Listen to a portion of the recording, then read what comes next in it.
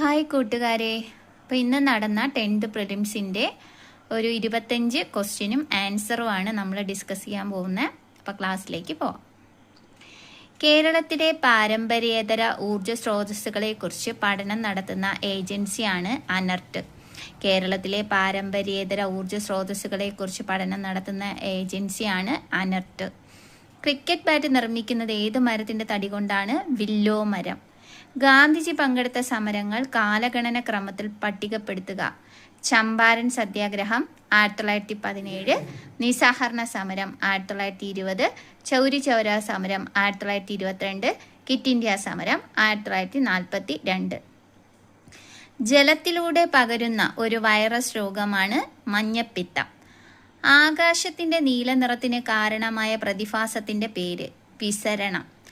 2022 FIFA world കപ്പുമായിട്ട് ബന്ധപ്പെട്ട് താഴെ പറയുന്നവയിൽ ശരിയായത് ഏതെല്ലാം എന്നാണ്.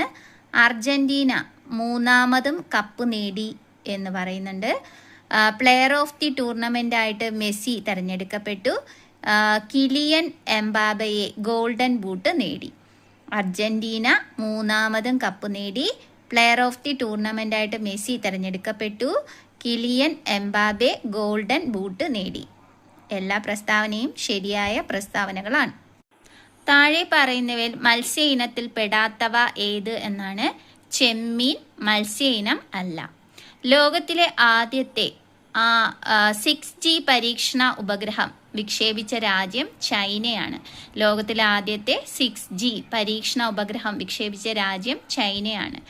കേരള ഗാന്ധി എന്നറിയപ്പെടുന്ന സ്വാതന്ത്ര്യ സമര സേനാനി കെ കേളപ്പൻ. ലോട്ടറി ആരംഭിച്ച ആദ്യ ഇന്ത്യൻ സംസ്ഥാനം കേരളം. ഇന്ത്യയുടെ ആദ്യത്തെ ആഭ്യന്തര വകുപ്പ് മന്ത്രി സർദാർ വല്ലഭായ് പട്ടേൽ. ഗാന്ധിജി ആരംഭിച്ച മാസികയുടെ പേര് യങ് ഇന്ത്യ. നാദുല ചുരം ഏത് സംസ്ഥാനത്താണ് സ്ഥിതി ചെയ്യുന്നത്? സിക്കിം. ജയന്തിയ കുന്ന് ഏത് സംസ്ഥാനത്താണ് സ്ഥിതി ചെയ്യുന്നത്? മേഘാലയ. ഗുരുവായൂർ സത്യാഗ്രഹം ഏത് വർഷത്തിലാണ് നടന്നത്? 1931. ഉഷ്ണമേഖലയിൽ സ്ഥിതി ചെയ്യുന്ന സംസ്ഥാനം ഏതാണ്? ഗോവ. ബാരാലാച്ചാല ചുരം സ്ഥിതി ചെയ്യുന്നത് ഏത് സംസ്ഥാനത്താണ്? ഹിമാചൽ പ്രദേശ്. നിയമത്തിന്റെ മുന്നിൽ എല്ലാവരും തുല്യരാണ് എന്നത് ഭരണഘടനയുടെ ഏത് ആർട്ടിക്കിളിലാണ് പറയുന്നത്? ആർട്ടിക്കിൾ 14. ഏത് വർഷത്തിലാണ് നെപ്പോളിയൻ ബോണപ്പാർട്ട് ഫ്രാൻസിന്റെ കിരീടധാരിയായത്? 1804. മടക്ക് പർവ്വതങ്ങളുടെ രൂപീകരണവുമായിട്ട് ബന്ധപ്പെട്ട് ശരിയായ പ്രസ്താവന ഏത്? സംയോജക സീമകളിൽ ശിലാമണ്ഡല ഫലകങ്ങളുടെ സമ്മർദ്ദ ഫലമായി ശിലാപാളികൾക്ക് വലനം സംഭവിച്ച് രൂപം കൊള്ളുന്നു.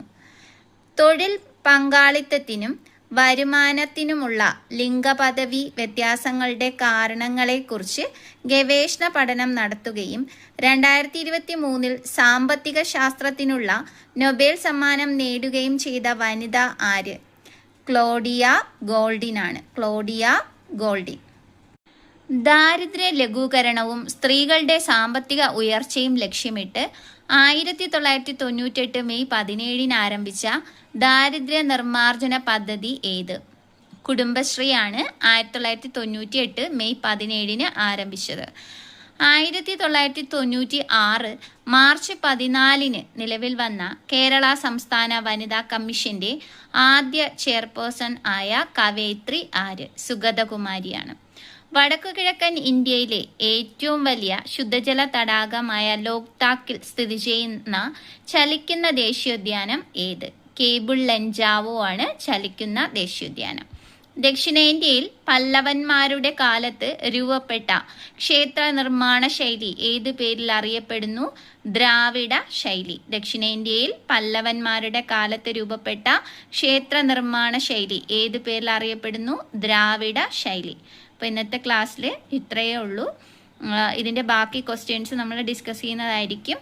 അപ്പോൾ മറ്റൊരു വീഡിയോ ആയിട്ട് കാണുന്നവരെ എല്ലാവർക്കും ബൈ ബൈ.